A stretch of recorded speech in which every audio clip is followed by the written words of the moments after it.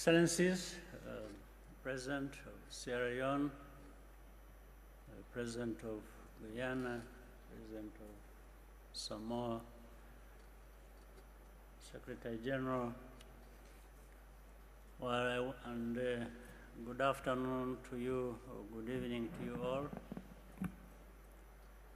Thank you for joining us.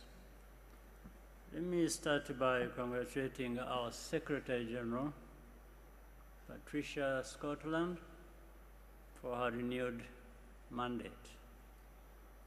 The next Secretary General will be appointed at CHOGM 2024, and this will follow the need for rotation. As incoming chair in office, I look forward to continue working with the Secretary General and the Commonwealth members to deliver on our key priorities. Allow me to once again thank the outgoing chair in office, Prime Minister Boris Johnson, for his steadfast leadership during a longer than usual mandate due to COVID pandemic. I also wish to reiterate our warm appreciation to their Royal Highnesses, the Prince of Wales and the Duchess of Cornwall, for being with us this week. We have just concluded a successful CHOGM, the conclusions of which are contained in the communique and the leader's statement circulated earlier. We have admitted Gabon and Togo as new members, and we warmly welcome them to the Commonwealth family. There has been good participation throughout, both in terms of numbers of leaders in attendance, as well as the valuable contributions made on issues that are important to all of us. We are all committed to values of the Commonwealth, no question, but it's not for one group to define and measure who lives up to it. The Commonwealth is diverse, and we respect that diversity. As chair in office, we look forward to working towards strengthening the partnerships within the Commonwealth for the benefit of all our citizens. I thank you. I now welcome the Secretary General to deliver our remarks. Thank you very much, Your Excellency, and good evening, everyone. For the first time in 4 years, Commonwealth heads of government have enjoyed 2 days of open, intensive, and fruitful face-to-face discussions. This follows a week of dialogue and consensus building involving every part of our great Commonwealth family.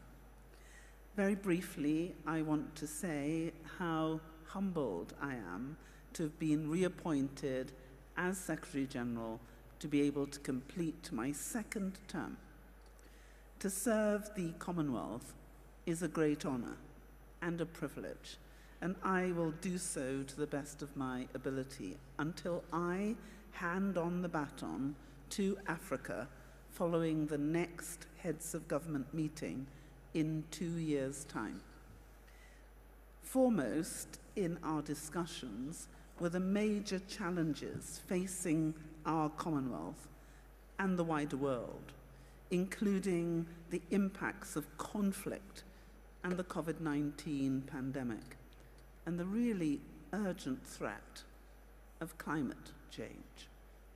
We affirmed the importance of equitable access to COVID-19 vaccines as a key to global recovery from the pandemic. We discussed Commonwealth priorities around governance, human rights, the rule of law, sustainability, and the key issues related to trade and economic growth. And we reflected on the particular impact these challenges have on our small states. You'll know that of the 54 countries in the Commonwealth, 32 are small states.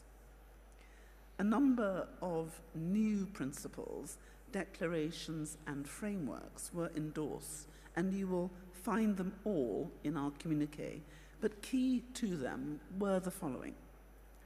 The Living Lands Charter, a call to action on living lands, which seeks to put into place actions to support the 3 Rio Conventions. The Kigali Declaration on Childcare Reform, the Declaration on Sustainable Urbanization, and last but not least, the Declaration on Gender Equality and Women's Empowerment.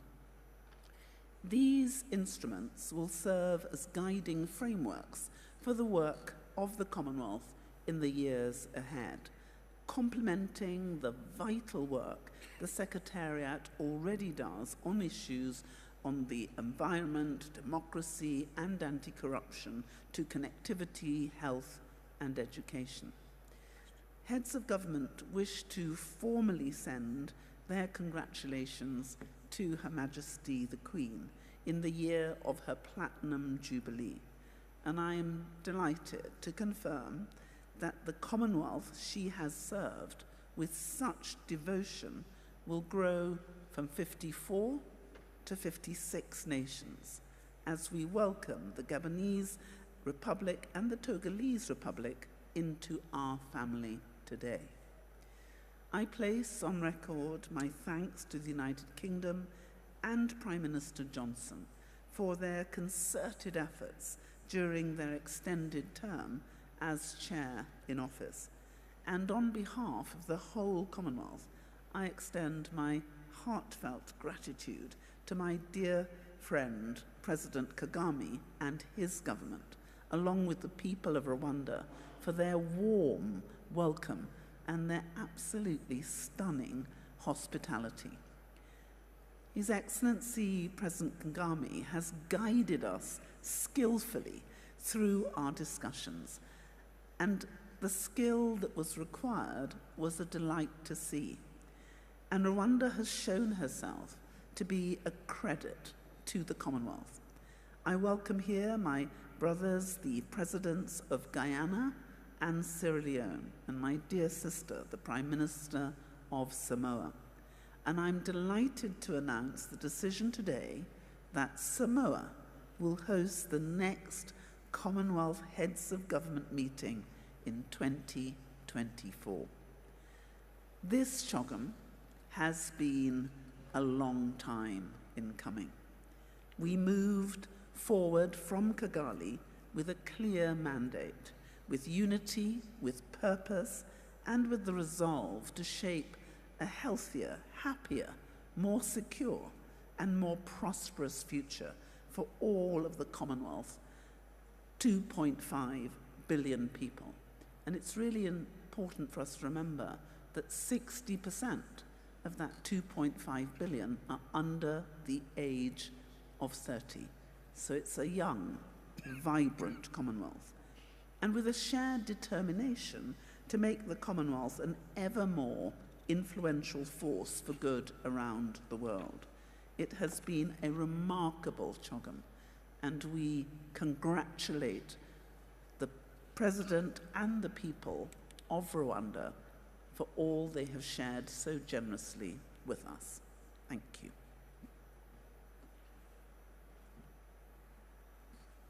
Thank you, Secretary General and President Kagame.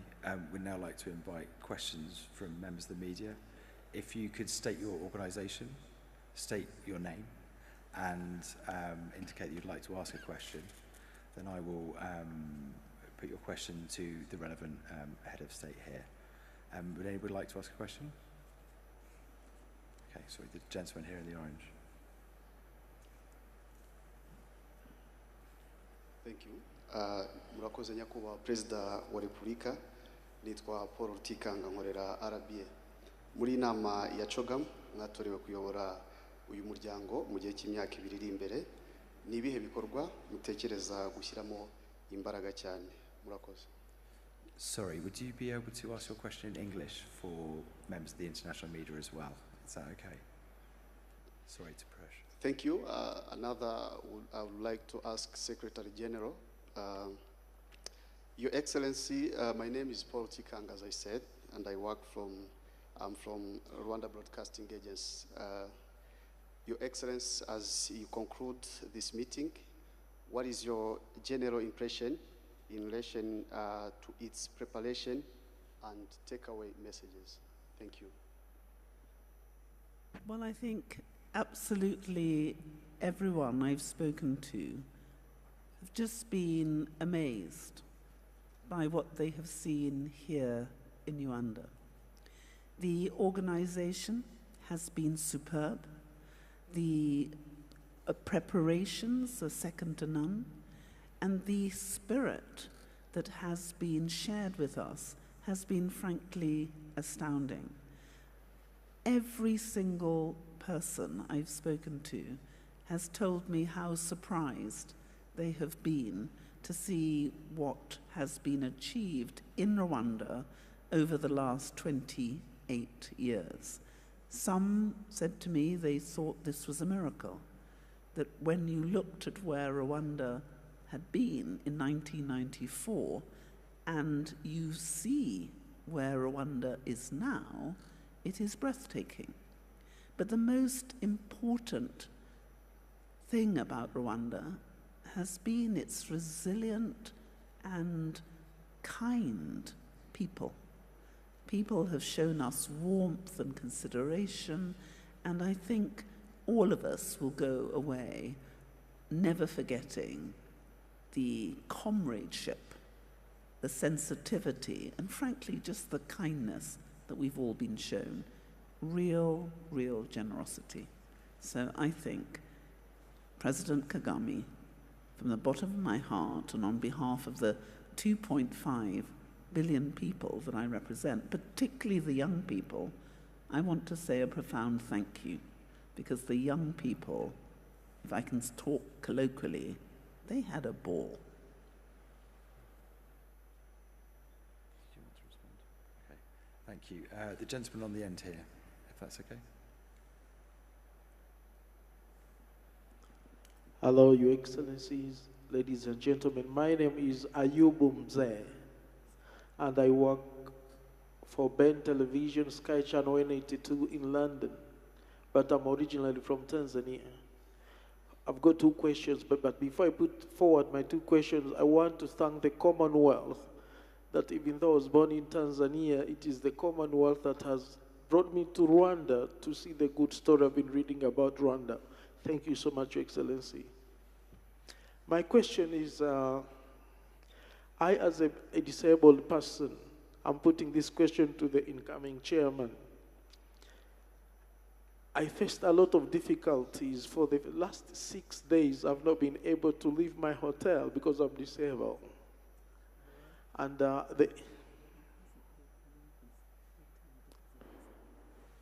I could not leave my hotel for the last 6 days because I'm disabled. And I thought Rwanda is a disabled-friendly country, as I was told. But for the last 2 days, I've had some help, like you can see me now. So what steps are you going to take to make sure that Rwanda and even the whole Commonwealth is all-inclusive and accessible and disabled-friendly, sir? Mm-hmm. And that goes to the Samoa head of government. I'm coming to Samoa, you will see me, but as a disabled person, what do you promise me? Thank you. Well, first of all, I must apologize to you directly and personally, but also on behalf of my government. Ordinarily, and maybe you hear about it or you will see in other circumstances, we have actually put in place policies to take care of the needs of disabled people, including giving them representation in parliament. They are there. If you look at some of the details, even in the infrastructure provisions for the disabled people are there. Maybe they are not everywhere, and that's what I want to come to. I think it is always going to be a problem in terms of detailed implementation of things we have intended to do. And that's where things must have gone wrong, and that's what I'm apologizing for. It means that we have almost the intention, we have the intention, we have almost everything in place, but somehow people who should be connecting solutions to the need fall short in many cases. So taking note of what you've just said, I hope we can work together in our own system and with the needed people to improve on where we fell short.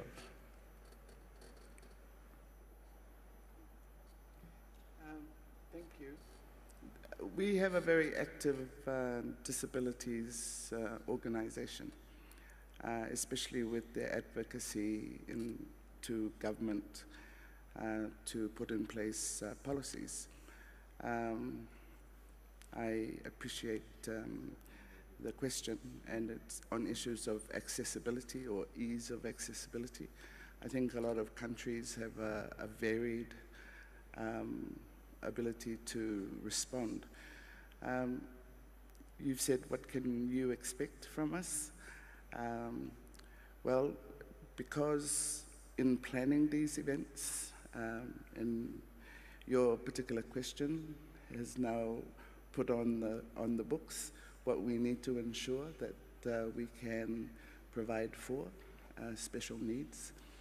And we're a developing country, and where our facilities may not have ease of accessibility, you can be assured you will have some very fit Samoan people working with you to assist you.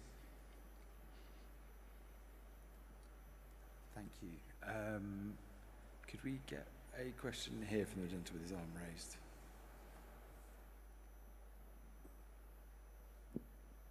Thank you very much, Your Excellencies, Secretary General. Thank you so much. My name is Vincent Gasana. I work with KT Press. If I may, first, Your Excellency President Kagame, your chair in office for the next 2 years, 54 nations, more than 2 billion people, very weighty issues that have been discussed, and presumably Your Excellency is going to have to link an awful lot of them. It's probably too soon to have thought about that, but would you tell us what you envisage the issues are going to be able to link all these issues and keep everybody focused on them so that it goes to implementation. Everything that was discussed goes into implementation, especially, of course, climate change. And if I may, Secretary General, I mean, we say a lot in Rwanda that no miracle has happened here. It's been people working day by day, every year, to get things done, government working with people and so on. May I wonder if, also may I say congratulations for your next 2 terms. May I wonder if, really Rwanda ought to be not necessarily a stick to beat the others, but an example to the others. If Rwanda can do it with all the disadvantages it has had, all the other 54 should be doing a great deal better. And very quickly to Samoa, if I may, congratulations also for the 2024. And may I ask, what are the main takeaways you think you'll take from Rwanda to go and that have been most successful here and repeat again in Samoa? Thank you very much indeed. Well, to start with, look, nobody has any illusions about the challenges and how these challenges will always, manifest maybe in different forms or will, change in the future. You are facing problems today of a different kind. Tomorrow there are different challenges. But the 54 countries of the Commonwealth, each one of them, like any other countries out of the Commonwealth, we have specific challenges, but the countries altogether have also common challenges. But it's not about challenges alone. I think we have even more opportunities than the challenges we have. So we start with individual country, confronting what they have to confront, and then we have this family of nations, countries, coming together to actually confront the common challenges to all of them. In the same way, that's how we tap into the opportunities available to each country, but also work together to be able to benefit from the opportunities we share or we can find in each other. So that's the way to proceed in the theory. But we have to also proceed in practice. Once we understand what the challenges are, what the opportunities are, in practical terms, we have then to work together as members of the same family and aggregate these benefits that are there in the opportunities, as well as put together our energies to deal with the challenges. So my responsibility and working together with the Secretariat and the Secretary General and working together with other nations of the Commonwealth, we have to identify then these practical ways of moving forward and making good progress. So it's always going to be how much we put along each other, how much we work together, and we can do it in such a way that even together we can keep measuring the progress we are making, so that it is not just talk all the time.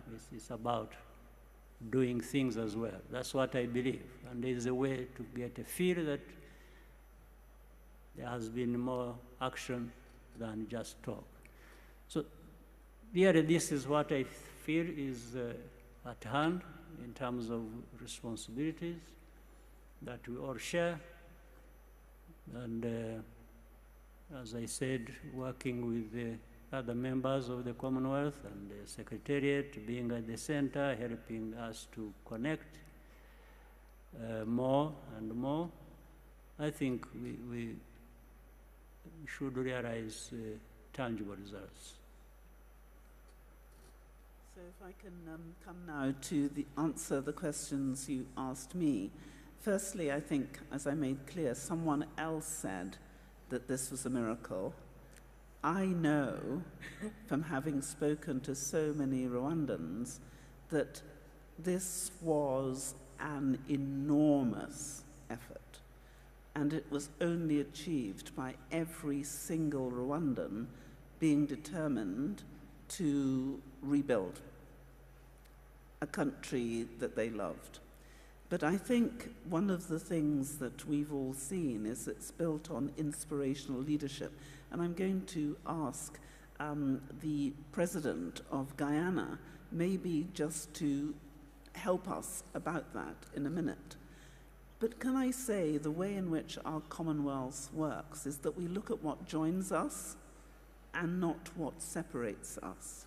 And we know we're stronger together than we are apart. So if you look at the declarations we've made, the Living Lands Charter, a call to action on living lands, we know that we are at code red when it comes to climate change, and that the small member states are facing a crisis which could be existential. And we know that implementation of the 3 Rio Conventions absolutely vital. So what we're going to do is all our countries are coming together, and we are going to cluster ourselves in order for us to respond more creatively, more intelligently, and more effectively. And we don't just come together every 2 years. We have ministerial meetings. So there's the ministers of health will meet, the ministers of education, the ministers of environment are now going to meet, the ministers of women meet, the ministers in relation to youth will meet next January in Pakistan. So it's the culmination of all of that work, which means that we are able to deliver more, spend less, and help each other to do good. That's the whole point of the Commonwealth. And I've been saying for a very long time, and we've been doing it, we want to put the wealth back into Commonwealth, but we also want to put the common back into wealth. And if you look at what we've done on trade and the way we've built that Commonwealth advantage in terms of delivering intra-Commonwealth trade, it's gone up. We're now about 762 billion in intra-Commonwealth trade, and we hope to be 2 trillion by 2030. But I'll now pass the ball over to President Ali from Guyana. Thank you very much, SG. Members of the media, perhaps if we can sum this up, what the world needs now and Commonwealth needs now is stability, bold, innovative, and visionary thinking. And the combination of our SG and the incoming chair offers us a great opportunity. When you look at what President Kagame has achieved here with the people of Rwanda, it tells about a leader in a country that has a vision, bold initiatives, creative initiatives. And when you look at the crisis and the insecurities we are facing in the world today, food crisis, energy crisis, a climate crisis, a crisis of inequality, will require this type of leadership and these characteristics to navigate us through these difficult paths.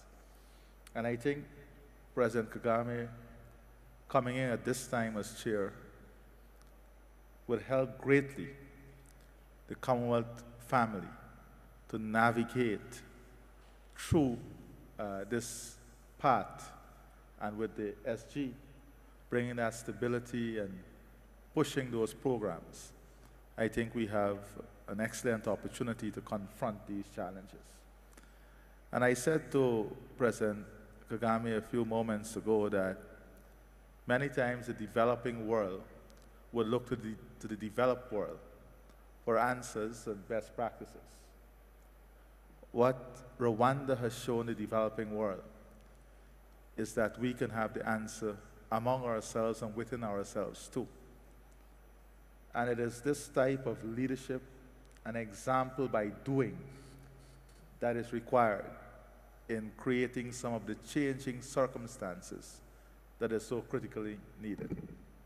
So having a chair that brings that experience in a practical way, I think allows us to have something that is functional, direct, and creative in dealing with the challenges that we'll confront. I want to congratulate the President, His Excellency, and the people of Rwanda for an exceptional conference, and to say that your hard work in building this country, building this city, was on show, and it has gained tremendous respect. Thank you. We are running out of time, so if we have a couple of questions, they could be quick, and if someone would be able to direct some of those questions towards on the outcomes of the communique and of CHOGM, that would be helpful as well. Sorry? I think there was a part for me in that question. Oh, I'm so sorry. Apologies. Just very quickly, what's the takeaway from here? We had an intergenerational discourse this morning with representatives from the leaders and the youth delegates to the Youth Forum. And there were two things that I came away with from that meeting, and I think it applies to the whole CHOGM experience. And this is with respect to development. And the first thing is whole of society approaches, because quite often this is a body of governments. But what has become very clear is that it's not enough to just have governments determine the development program and objectives. It has to be a whole of society to carry us through if we want to reach the goals that we've set. One of the clear messages that came through, especially from the youth delegates, is the idea of the opportunity that we now have at this juncture, especially with COVID and climate change, and the impacts that it has had globally, that it's an opportunity to reimagine our futures. And, you know, we talked about education, how, you know, that might look like in terms of the needs that are there, the framing, especially around funding and financing for small island states. This is always a challenge, and it's an opportunity to work with partners to do that reimagining exercise. I'm particularly taken with President Kagame's leadership. I think generally there's cynicism about governments and leadership. Coming to Rwanda, I think it's a very reaffirming experience, at least for myself, you know, in terms of the roles and the functions that leaders can provide for countries. And, you know, no leader does anything by themselves, but leadership is also being able to take people along with you. And I think Rwanda has been an excellent example of that through the leadership of President Kagame. Last thing is the logistics. We've hosted a few major conferences in Samoa, and most notably the SIDS conference in 2014. So it's 10 years. And I think, although we've yet to determine the themes for the meeting in Samoa, but it will be another good opportunity to refocus the Commonwealth on small states and to review what had been determined through the SIDS conference and the Samoa pathway that was developed, to review how we have progressed in terms of what had been determined as a blueprint for SIDS. Logistically, it's going to be an island experience. I've been to, this is my third CHOGM. The first one was in Edinburgh in the late 90s, and the second one was in Perth about 10 years ago. So these are very diverse hosting environments.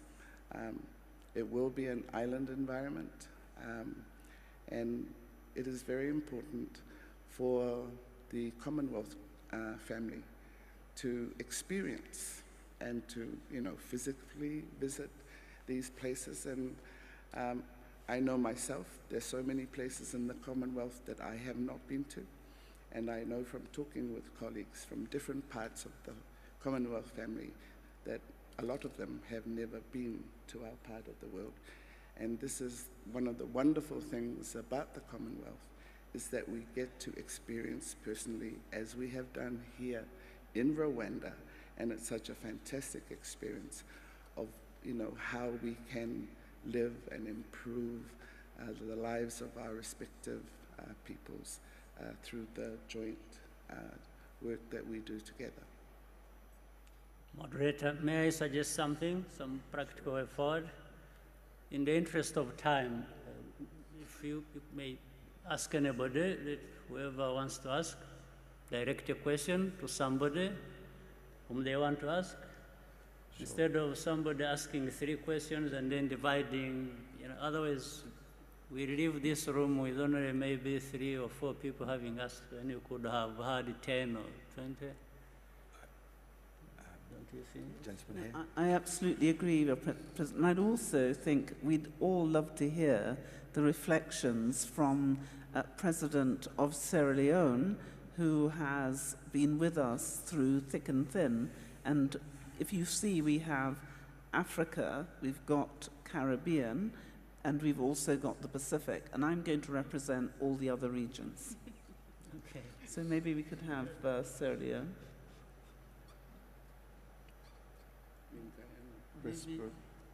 Maybe President Maya would like to say something about his experience. Well, my experience here is not strange because I've been here before today, before this CHOGM, and I came here purposely because of the brilliant work that has been done in this country by the leadership and the people. And one thing that comes out clearly is the fact that when you have the right leader and the people are willing to follow, you can do great things. And that is what Rwanda has done.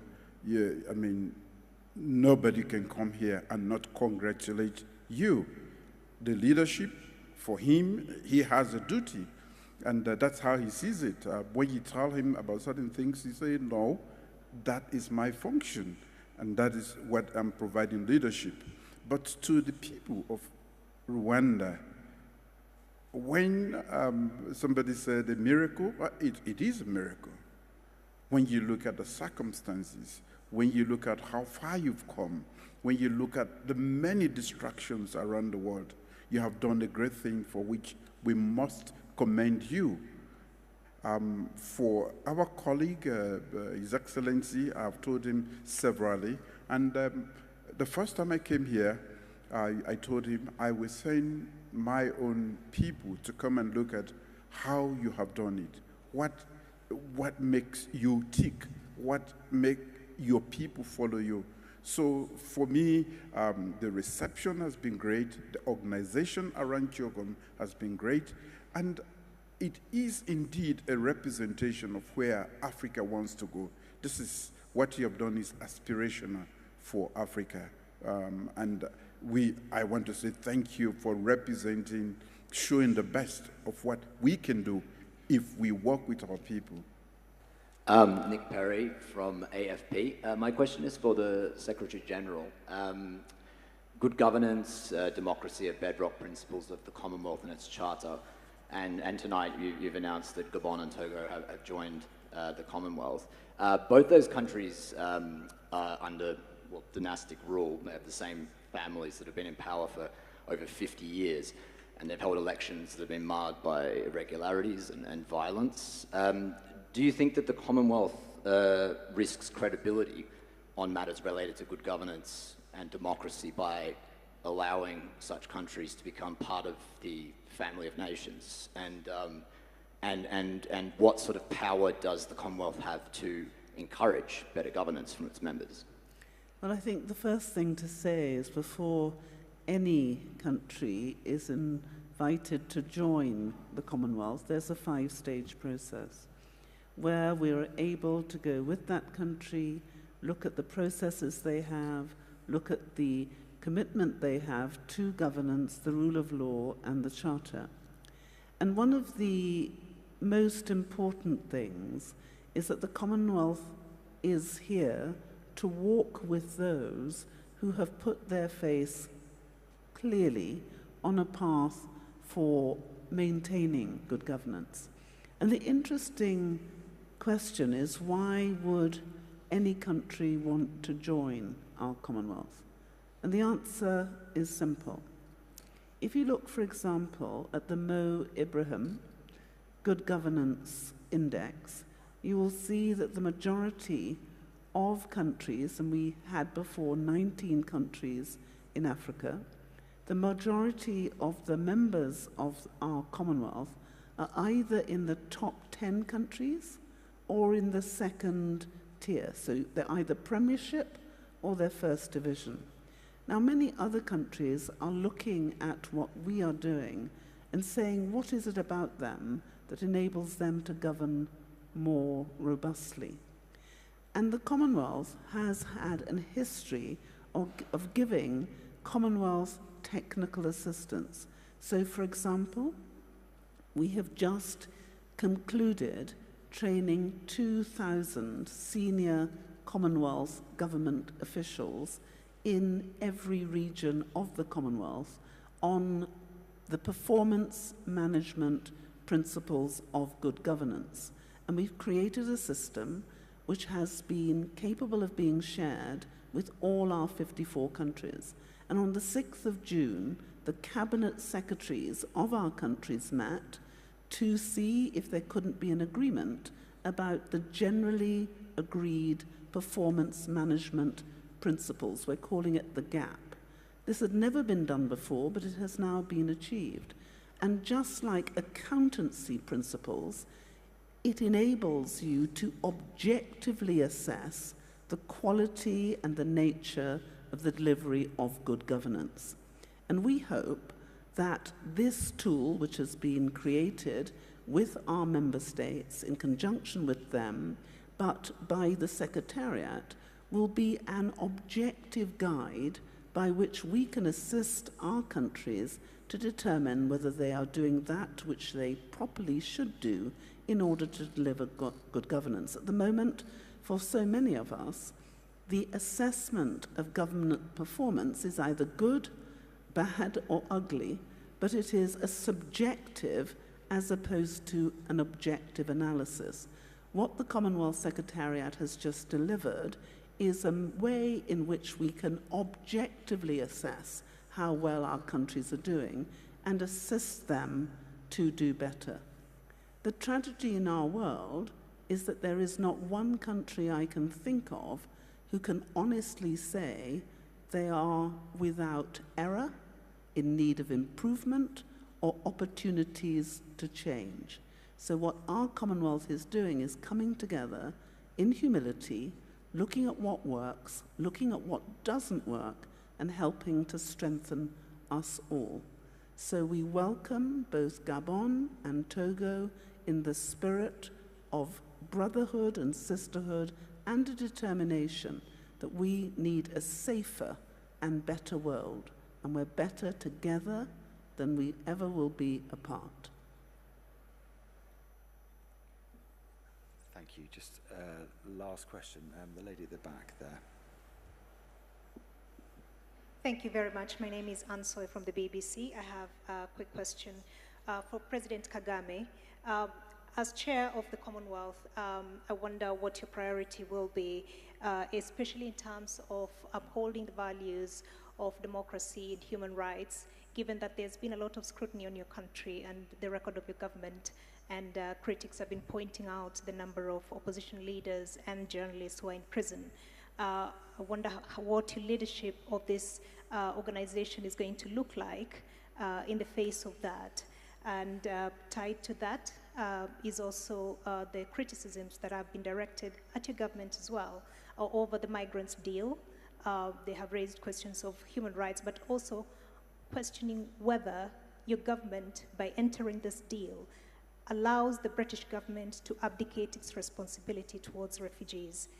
May I ask a final question to the SG, please?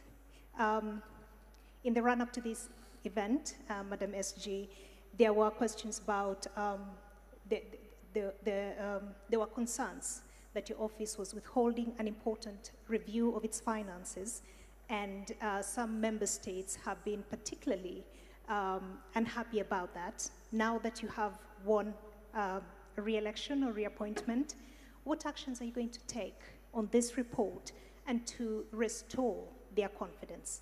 Thank you. Well, the first thing to say in relation to that is that there has been, I'm afraid, a graphic misrepresentation, and I'm really disappointed that before the BBC issued that story, they did not correctly ascertain what the position is. In fact, the report about which you speak is a report which was asked for by the leaders to assess the quality and the amount of money that the Secretariat should need in order to deliver all its mandates in the future. You will know, and I'm sure the BBC will have had access to the Transparency International data, which we publish consistently in relation to every £500 spent by the Secretariat. And you will know, because I'm sure in due diligence as good journalists you would have checked your facts, that we have had a clean bill of health for every single year of my stewardship. And indeed, if you look at the governance measures, we moved from the Secretariat from a C-rated organization to an A+. So we have been verifiably robust in the financial management. But we do have a problem. When I took up office in 2016 of the Commonwealth Secretariat, it was said that we were standing on a burning platform. The sums of money available to the Secretariat were insufficient really to meet our needs, and we had to reform it dramatically in order to remain a viable organization. Now, as a result of that, we have had to work very hard to make sure that we have money in the bank and that we can continue to work. But there was a big issue, because although we were delivering 97% of the strategic plan and the delivery plan, the money that was available to us was not structured in such a way that it would make it easy for us to maintain that high performance. Therefore, the leaders asked a question. Bearing in mind our finances at the moment are given in three forms. One has a formula for the amount of money that members pay to in effect be a member of our club. The second is a voluntary fund for Commonwealth financial technical assistance, about which we were speaking. And the third fund is a fund for youth projects.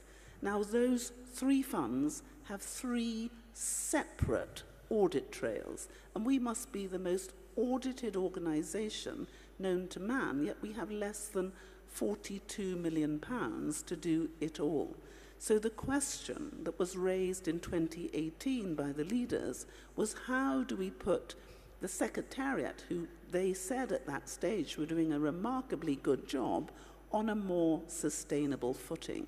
That is the question that EY was asked to address. It was nothing about the financial circumstances of the Secretariat. It was, how do we put an organization which is seeking to serve 54 countries with a budget of only 42 million on a more sustainable footing? Now, there were terms of conditions of that contract, and all that was happening is that a report that was submitted was being discussed with EY in order to come to an amicable solution. It is deeply, deeply disappointing that the BBC, who have such a remarkable reputation, should have failed adequately to assure themselves of the facts, which could have been easily checked by looking on Transparency International before making what you may now feel was an ill-judged and inappropriate comment. But I thank you for giving me this wonderful opportunity to clear it up. Right.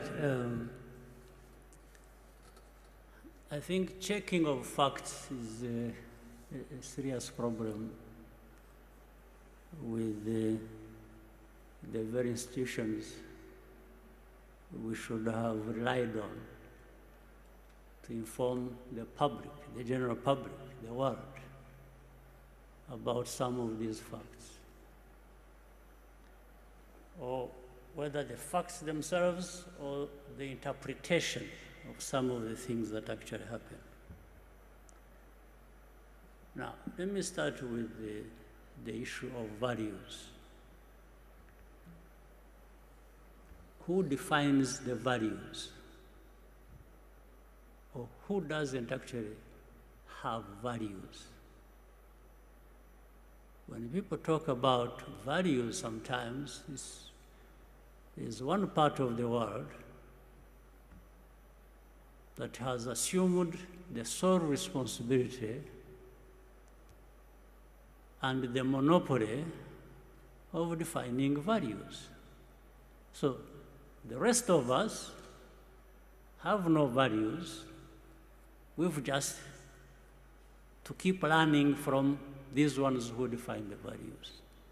And by the way, the danger also is, it doesn't matter how long you take learning, you will never qualify. You will just always be branded somebody who has no values or who comes from a place where there are no values. So I want to put this case clear. Those from the north who always assume where BBC comes from, who always think they are the face of values, the rest have to follow. It's a big mistake. It's not true. We have values too. We here in Rwanda, in Africa, we do. No question about it. Second, there are some of these problems we have had in our continent, in Rwanda. Those from the north who define or want to define values have been part and parcel of these problems we have been facing. Some of them have actually been the cause of the problems we face. But at the same time, like the genocide here that took place here in Rwanda, where 1 million people over were killed. Well, I remember, if your memory serves you well too, I'm not inventing anything. The debate that went on at the UN, it was like, you know, these developed rich countries, those who define values, simply took it like, these are just Africans killing each other. These debates were in the open. But you think that is true?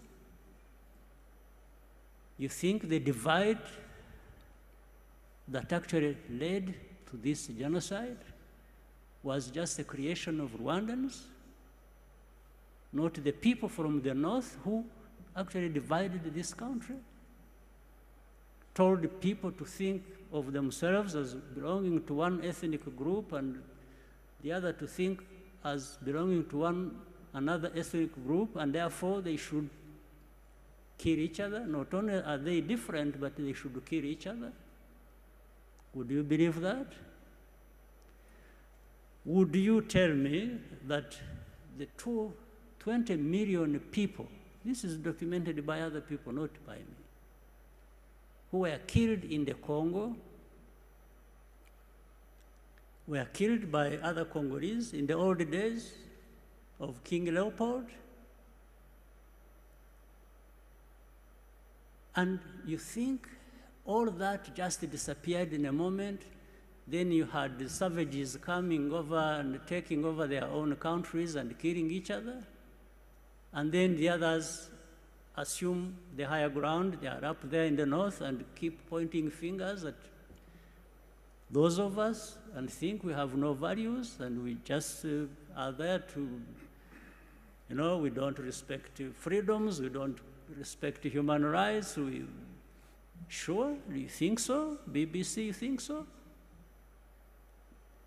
You take time, you broadcast, and from morning to evening, this is literally just abusing people. You're abusing Rwandans, you're abusing Africans, you're values. What values do you know, my dear sister, on behalf of BBC? So, I want to assure you, there is nobody in the BBC or anywhere else thereabout who would be holding values better than we do here in Rwanda.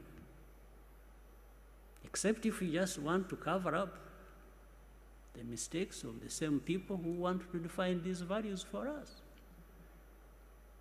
Or really tragic mistakes of things they have caused. So when you are saying that, you may tell somebody else, people who don't have time to think or who don't have a history that where they have struggled with these complications, yes, they will. But here, those of us who have faced what we did, who have gone through what we did, we take our responsibility. Of course, genocide could not have happened just on the hands of others who brought it to us. No. We, Rwandans, have a responsibility. We have our share of the blame for it. But there are others who should take responsibility for that. So I just want to let you know that these issues of upholding values and so on, as far as I'm concerned, as I know, as far as Rwandans are concerned, we don't need any lessons from BBC or from anyone. I tell you this with firm conviction. So, democracy or people in prison you're talking about, there is nobody in Rwanda who is in prison that should not be there, because you have a justice system that is actually functional and is fair. Let me tell you something instead. Actually, there are people who are not in prison who should be there.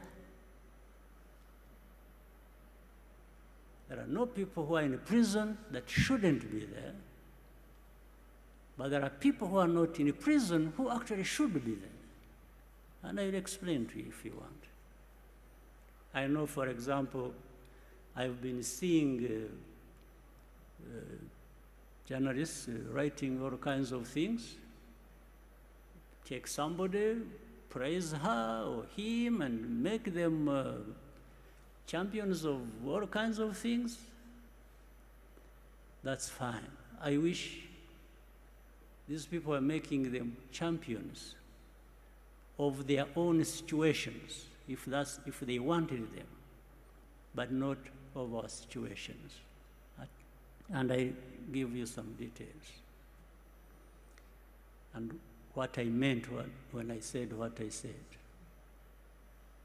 Take an example who is always written about and people who have been here even during this CHOGM, and they were visiting. There's a woman called Ingabire Victoire, whom BBC and others want to always sing about being the face of the opposition.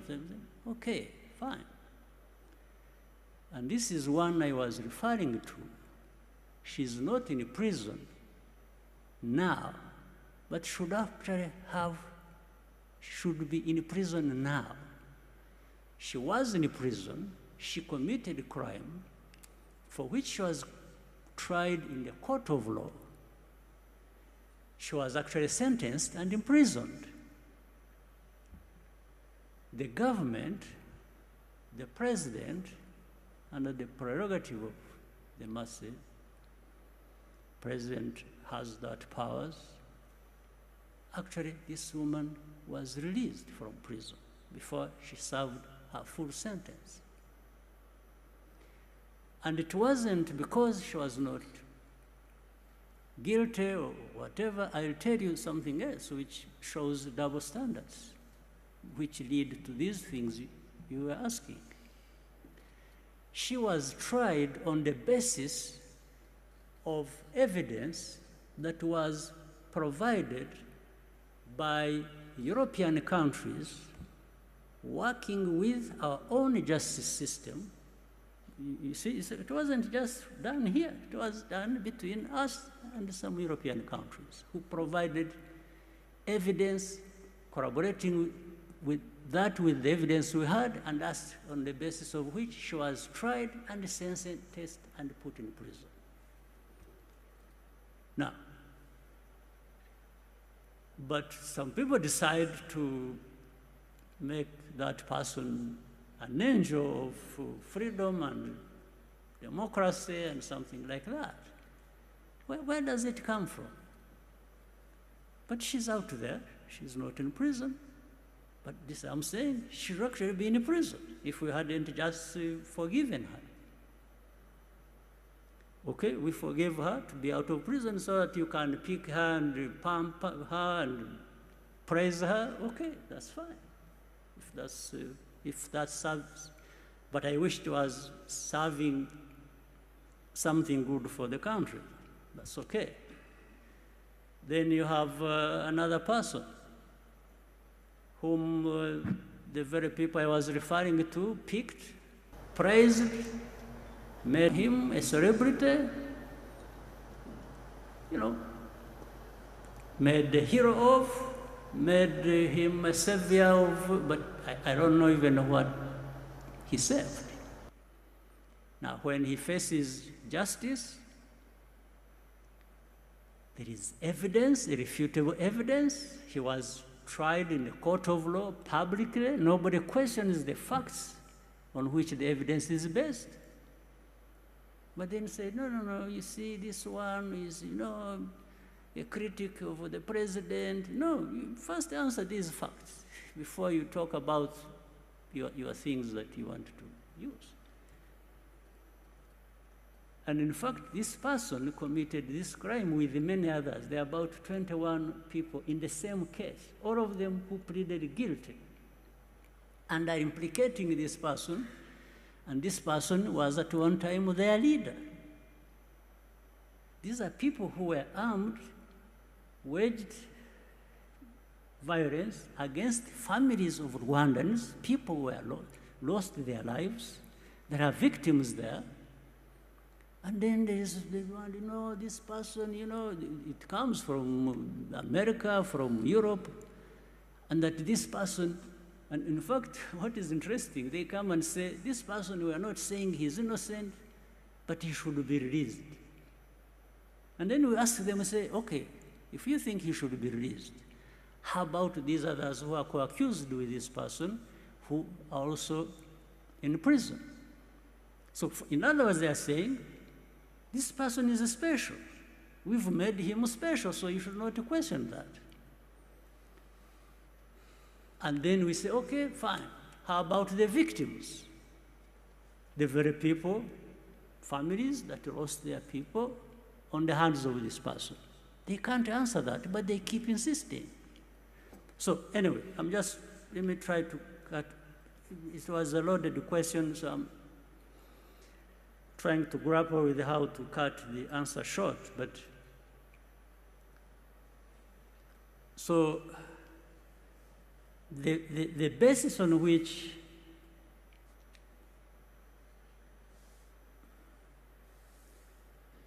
these judgments are made is not necessarily right. It's not correct. So I'll let you make a decision at some point what to believe or what you should be making other people believe, but I know by my answer in whatever way, maybe you're already framing a completely different story about what I said, or giving it a frame in which I didn't put it, but that's okay. Let me quickly talk about the migration problem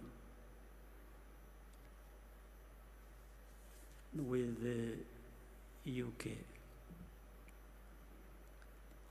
The migration problem arises out of so many things that have been happening even before we had anything to do with the UK migration issue.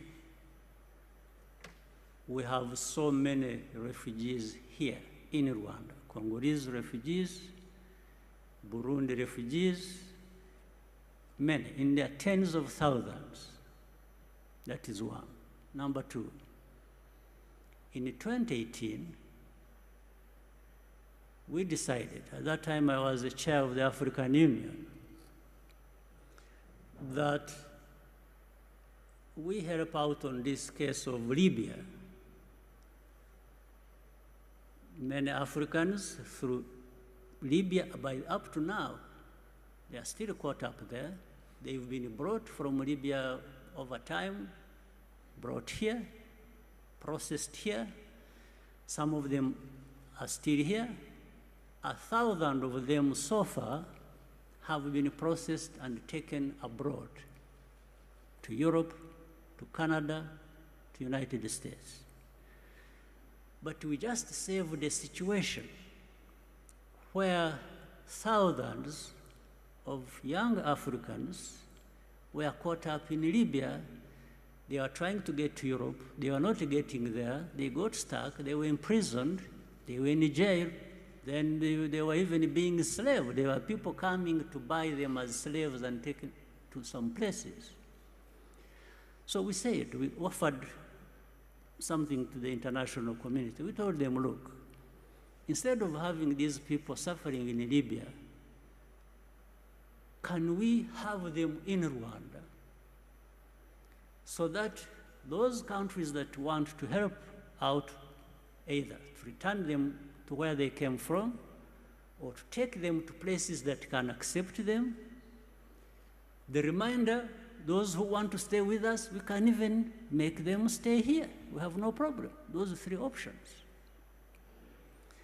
And that's how the UNHCR got involved, other international institutions got involved, and the process has been going on since 2018. Now, on this one, I mean, because I have seen with this UK partnership, people tried to imply that there is a man involved. It's like we are just being paid to have these people. You may find out for yourself, investigate. If anybody gave us money about the Libyan case, there was no money.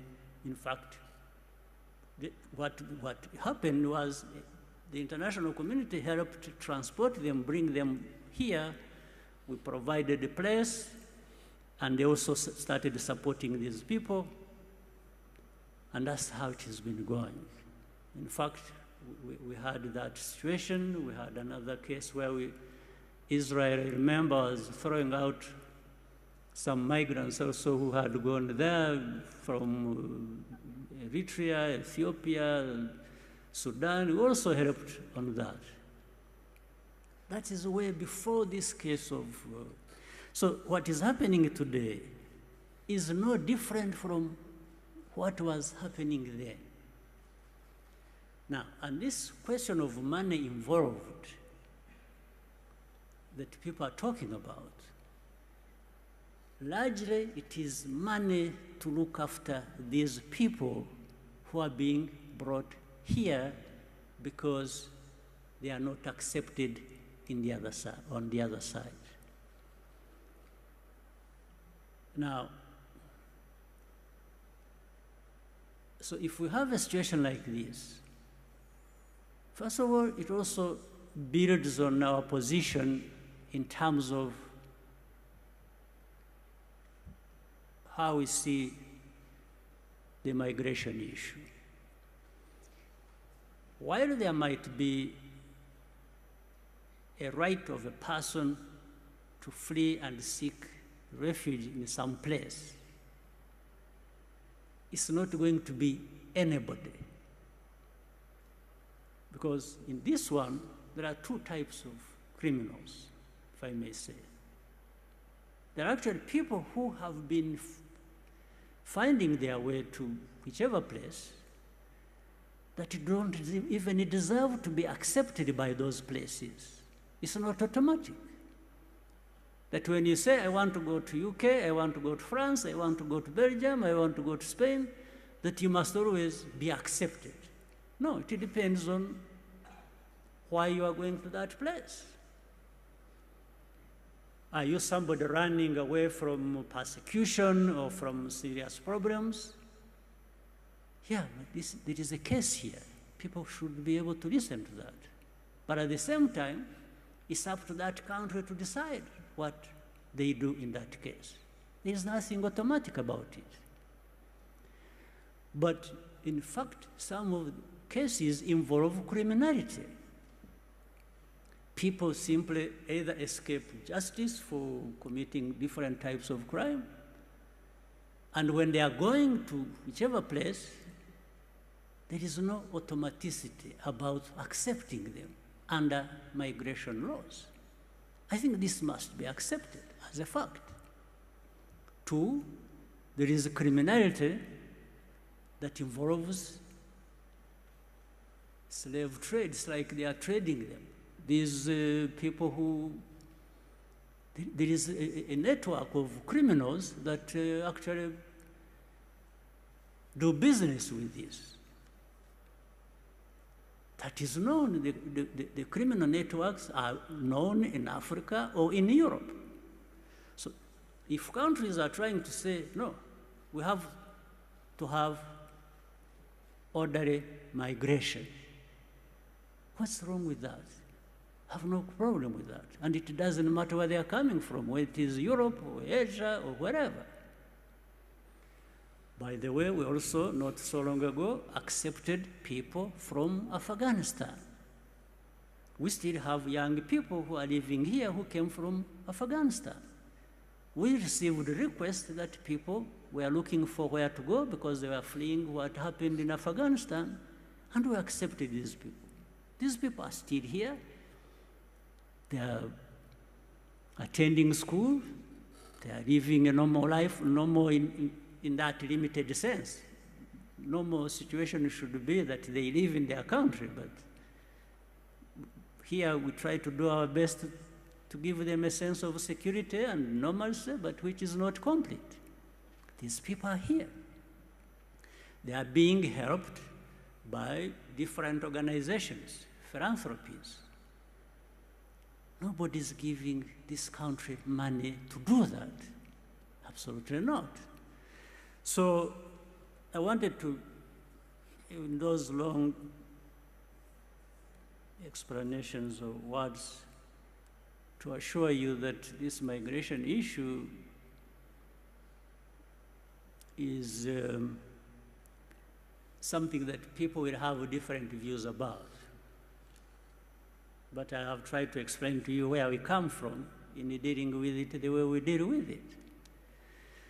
So for us, are we committing any crime in accepting these people to come here.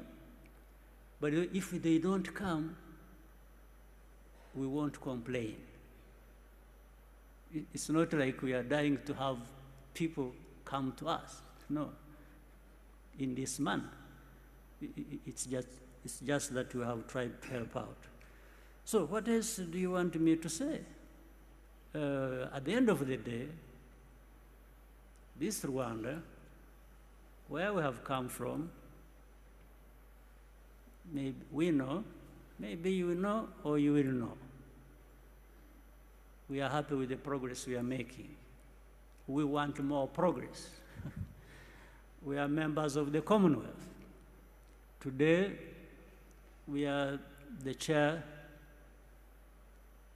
and we will try to work with other members of the Commonwealth and make the best use of this opportunity for the benefit of everyone.